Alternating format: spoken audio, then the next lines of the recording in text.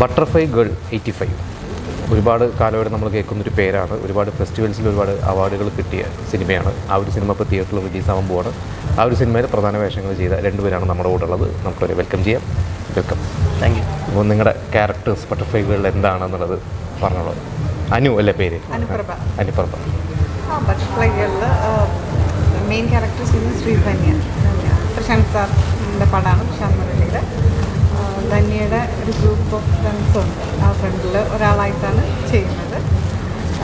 ഇതിൽ ഫ്രണ്ട്ഷിപ്പിൻ്റെ ഒരു bond, social media, അങ്ങനെയുള്ള കണ്ടതിനെ കുറിച്ച് ഇപ്പോഴത്തെ കാലത്തെല്ലാം റീച്ചാണല്ലോ. നമുക്ക് പോസ്റ്റർ കാണുമ്പോൾ തന്നെ അറിയാം ഒരു ഇൻസ്റ്റാഗ്രാം ID ഒക്കെ പോലെ എല്ലാം അങ്ങനത്തെയാണ് ടൈറ്റിലിംഗ് ഒക്കെ വരുന്നത്. അത് തന്നെയാണ് ഇതിൻ്റെ കണ്ടന്റ് പറയുന്നത്. അൻവർ ഇപ്പോൾ കുറേ സിനിമകളായി അല്ലേ? ഇതിൽ ഞാൻ ഇതേപോലെ തന്നെ ഞങ്ങളൊരു സർക്കിളാണ്. അതിൽ നായികയുടെ കൂടെ എല്ലാത്തിനും കൂടെ നിൽക്കുന്ന ഒരു ഏറ്റവും അടുത്തൊരു സുഹൃത്തായിട്ടാണ്, ബെസ്റ്റ് ഫ്രണ്ടായിട്ടാണ് അതിലൊരു ക്യാരക്ടർ ചെയ്തിട്ടുള്ളത്. അത് ത്രൂ ഔട്ട് ഉണ്ട്, തുടക്കം മുതൽ ഒടുക്കം വരെ ഞങ്ങളൊക്കെ ഉണ്ട് സിനിമയിൽ. അപ്പം ഒരു സോഷ്യൽ മീഡിയ ബേസ് ചെയ്തിട്ടുള്ളൊരു മൂവിയാണ്. സോഷ്യൽ മീഡിയനെ ഇപ്പം എല്ലാവരും അവരവരുടെ ഐഡൻറ്റിറ്റി തെളിയിക്കാൻ വേണ്ടിയിട്ടാണല്ലോ സോഷ്യൽ മീഡിയ യൂസ് ചെയ്യുന്നത്. അപ്പം അങ്ങനെയാണ് അതിൻ്റെ തുടക്കം വരുന്നത്. പിന്നെ വരുന്ന കഥയിൽ പല പല കാര്യങ്ങളും അതിൽ കണ്ടന്റുകൾ അതിൽ കയറി വരുന്നത്. എനിക്കുള്ളിൽ ധന്യയുടെ ഒരു ഫ്രണ്ട് നായികയുടെ സുഹൃത്തായിട്ടാണ് ഒരു ക്യാരക്ടറാണ് അല്ലേ? ഇതിന് ഏറ്റവും വലിയ പ്രത്യേകത എന്ന് വെച്ചിട്ടുണ്ടെങ്കിൽ ഇതിൽ അഭിനയിച്ചവർക്ക് എല്ലാവർക്കും അവരവരുടെ പേരുകളാണ്. ഞാൻ ഈ സിനിമ കണ്ടിട്ടുണ്ടായിരുന്നു. അപ്പോൾ എനിക്ക് തോന്നുന്നു ഇതിന്റെ ടൈറ്റിലൊക്കെ ആദ്യം കാണിക്കുന്നൊക്കെ നിങ്ങളുടെ ഒറിജിനൽ ഐഡിയ, ആ ഒരു ഐഡിയ ഒക്കെ ഡയറക്ടറുടെ ആയിരുന്നു. ഡയറക്ടർ റിയൽ ലൈഫുമായിട്ട് ഭയങ്കര കണക്റ്റഡ് ആയിട്ടുള്ള മൂവിയാണ്. അതുകൊണ്ടാണ് അങ്ങനത്തെ ഒരു എന്താ പറയുക സ്റ്റോറിയും അങ്ങനത്തെ ഒരു പാറ്റേണൊക്കെ എല്ലാവരും യൂസ് ചെയ്തിട്ടുള്ളത്. ഇപ്പോൾ ഇത് നിങ്ങളുടെ എല്ലാവരുടെ ഒരു ഫ്രണ്ട് സർക്കിൾ, അതെ, നിങ്ങളൊരു കൂട്ടായ്മയുടെ സിനിമയാണ്.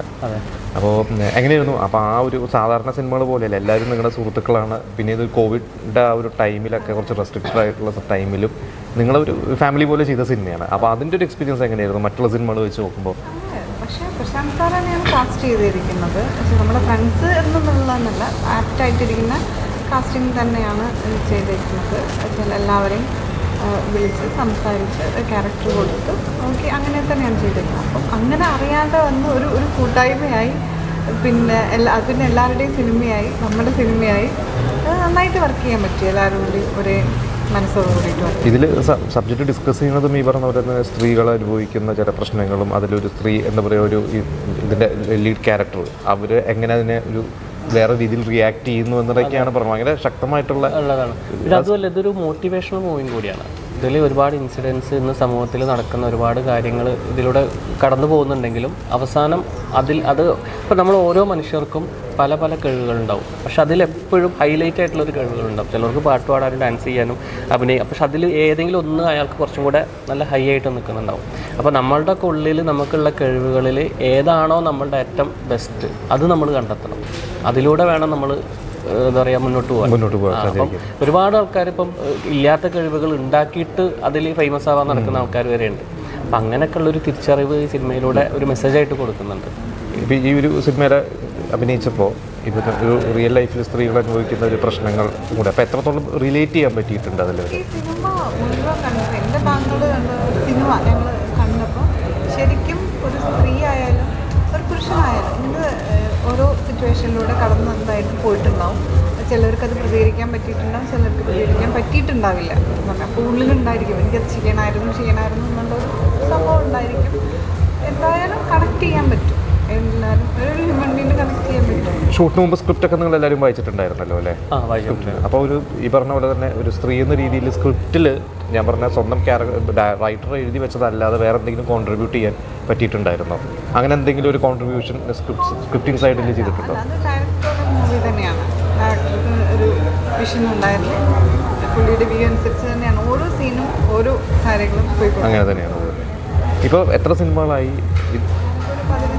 15 സിനിമകളല്ലേ? ഏതൊക്കെയാണ് അതിലെ പ്രധാനപ്പെട്ട സിനിമകൾ? തൊട്ടപ്പനാണ്.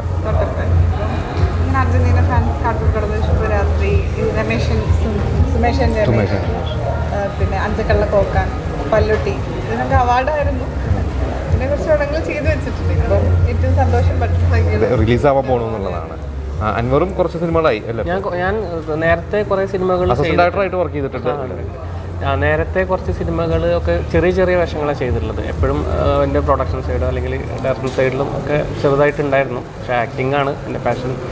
അപ്പോൾ അതിന് ഇപ്പം റീസെൻ്റ്ലി ഇപ്പോൾ 2 സിനിമയാണ് ഞാനൊരു ത്രൂഔട്ട് നല്ലൊരു മെയിൻ ക്യാരക്ടറായിട്ട് ഇപ്പോൾ ചെയ്തിട്ടുള്ളത്. 2 സിനിമയാണ്. അതിന് മുമ്പ് പല പല ചെറിയ ചെറിയ വേഷങ്ങൾ ചെയ്തിട്ടുണ്ട്. പ്രശാന്ത് ഏട്ടനെ തന്നെ ലാൽബാഗ് മൂവിയിൽ ചെറിയ ക്യാരക്ടർ ചെയ്തിട്ടുണ്ട്. ഇനിയിപ്പോൾ അടുത്ത പ്രൊജക്റ്റുകൾ ഉണ്ട്. ഇനി വേറെ പ്രൊജക്റ്റുകളിലൊക്കെ വേണ്ടി വെയിറ്റ് ചെയ്തിരിക്കുന്നു. ഇതിൽ നന്നായിട്ട് അൻവർ ക്യാരക്ടർ ചെയ്തിട്ടുണ്ട്. നല്ല ബ്യൂട്ടിഫുൾ ആയിട്ടുണ്ട്. Thank you. Through out character അത് ഇപ്പോൾ പറഞ്ഞാൽ ഒരുപാട് ഫെസ്റ്റിവൽസിലൊക്കെ എല്ലാവരും കണ്ടു. ഇനിയിപ്പോൾ ഇവിടുത്തെ നമ്മുടെ സാധാരണ ഓഡിയൻസിലേക്ക് എത്താൻ പോവുകയാണ്. അപ്പോൾ എന്താണ് ഓഡിയൻസിലേക്ക് പറഞ്ഞാൽ മാർച്ച് 6-നാണ് റിലീസ്. അപ്പം മാർച്ച് 6-ന് ഞങ്ങളുടെ പടം റിലീസാണ്. എല്ലാവരും തിയേറ്ററിൽ വന്ന് കാണണം. എന്തായാലും തീർച്ചയായിട്ടും നിങ്ങൾക്കിത് ഇഷ്ടപ്പെടും. കാരണം അത് നമ്മളുടെ എല്ലാവരുടെയും ലൈഫുമായിട്ടൊരു കണക്റ്റഡ് ആയിട്ടുള്ള മൂവിയാണ്. അതുകൊണ്ട് തന്നെ എല്ലാവരും വന്ന് കാണണം. Thank you. തീർച്ചയായിട്ടും എല്ലാവരും സിനിമ കാണാം, അഭിപ്രായങ്ങൾ പറയാം. ഓരോരുത്തരുടെ രീതിയിലൂടെ ഓരോ സിനിമ ഓരോ കഥകളൊക്കെ പോകുന്നത് എല്ലാവരും നിങ്ങൾ കാണാം.